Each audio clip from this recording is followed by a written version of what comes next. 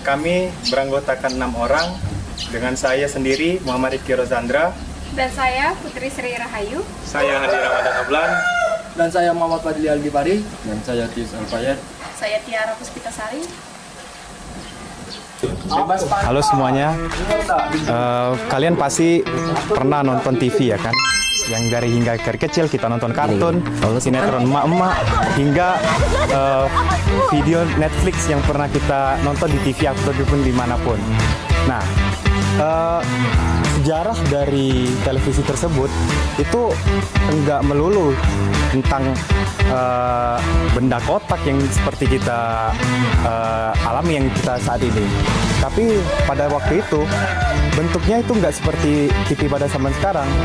Nah, kira-kira bagaimana sih perkembangan awal mula dari awal TV dibuat hingga sekarang?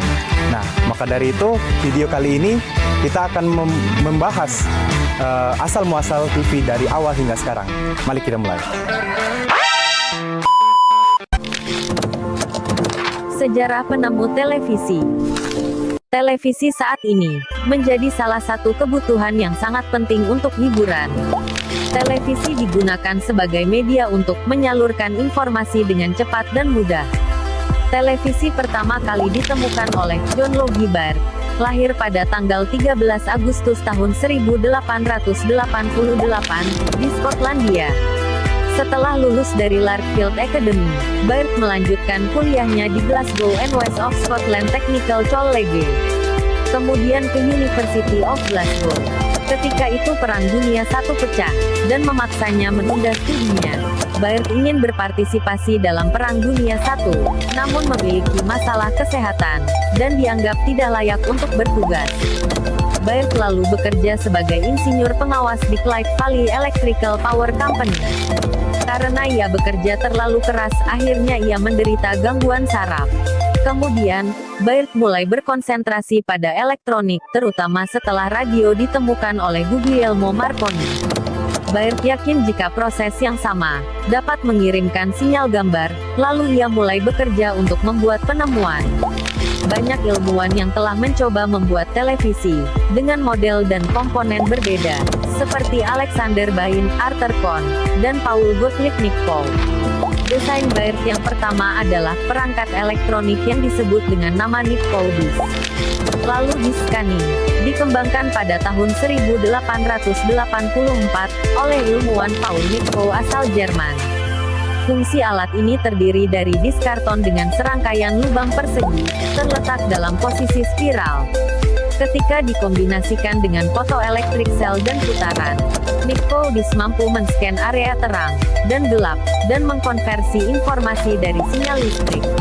Dengan menggunakan secon disk dan digabungkan dengan yang pertama, Nipkow mampu mengubah signal ke gambar visual dasar. Lalu Baird mengolah ide Nipkow. Dia mengembangkan sistem dengan sinyal yang bisa dikirim melalui gelombang elektromagnetik nirkabel. Selama tahap perkembangan, Baird kurang mendapatkan dukungan keuangan, karena sebagian besar investor menganggap ide Baird sebagai hal yang kurang menarik. Sampai usia 35 tahun, Baird hidup dalam kondisi miskin. Selama itu Baird bekerja sebagai penjual sepatu, dan seorang marketing silet. Hanya cukup untuk membayar makanan, tempat tinggal, dan perlengkapan mekanik. Selanjutnya tahun 1923, Baird mulai kembali mencoba mempelajari mesin untuk mentransmisi gambar, sekaligus suara, lewat radio. Lalu ia berhasil mengirim citra kasar, melewati transmitter tanpa kabel ke receiver yang berjarak beberapa meter. Karena penemuannya berhasil, dia berlari ke lantai bawah toko, dan menyuruh seorang anak muda untuk menjadi orang pertama yang gambarnya bisa Dimulai dari tahun 1880-an, seorang insinyur asal Jerman bernama Paul Nipkow menciptakan alat yang disebut Nipkow disk. Ini adalah cakram berputar yang bisa memindai gambar dan mengirimkan secara elektrik.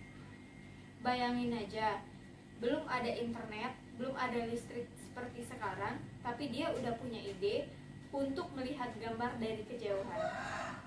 Ini adalah cikal bakal sistem pemindai gambar, ide dasar dari televisi. Tapi ya ini masih primitif banget, gambarnya blur, hitam putih, dan sangat terbatas. Tapi dari sinilah semuanya bermula.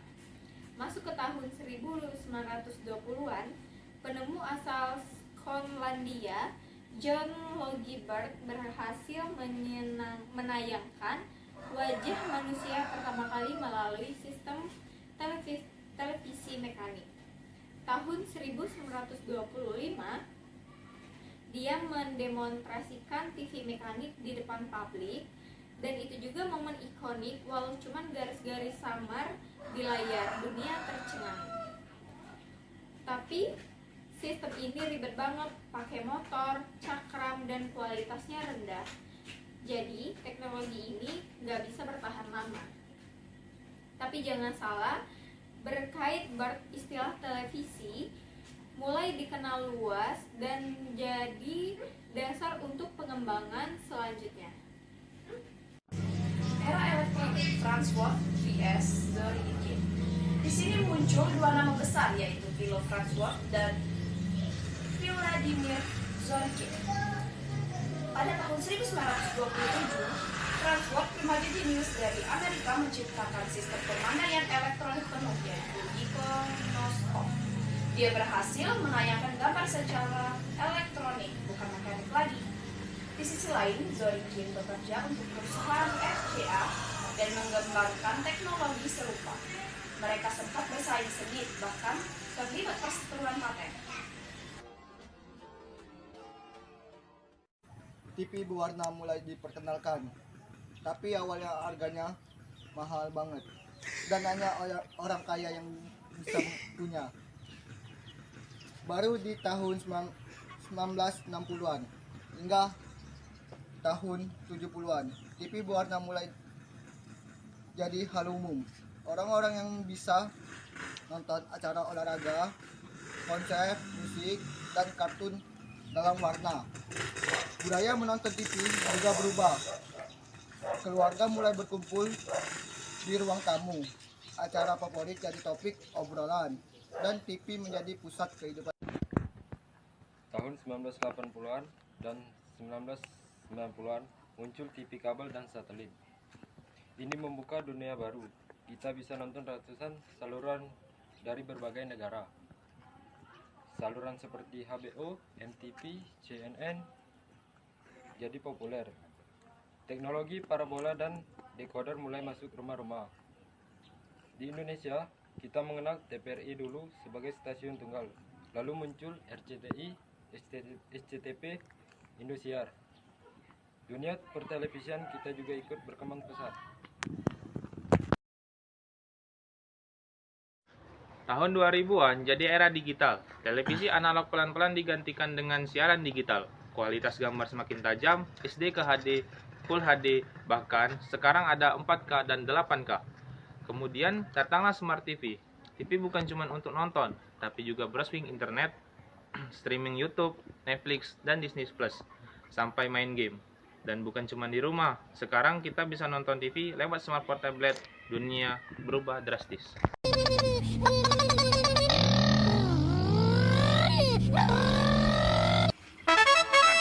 Halo guys. Jadi gimana? Udah tahu kan semuanya perjalanan dari semua asal-muasal TV hingga jenis-jenisnya. Mulai dari benda aneh yang muter ciptaan Paul Nitkow, siaran buram dari John Baird, hingga Smart TV yang bisa disambungkan ke WiFi. Jadi perjalanannya tuh panjang banget. Jadi kita patut bersyukur di era sekarang ini semua udah modern gitu. Dulu kita cuman nonton TV ya apa yang disiarkan. Sekarang udah bisa nonton dimanapun, kapanpun, dan siaran apapun yang kamu inginkan. Jadi untuk saat ini kita patut berbahagia. Jadi terima kasih atas penemu-penemu yang telah menciptakan alat-alat tersebut. Dan kalian semua terima kasih yang sudah menonton. Sampai jumpa.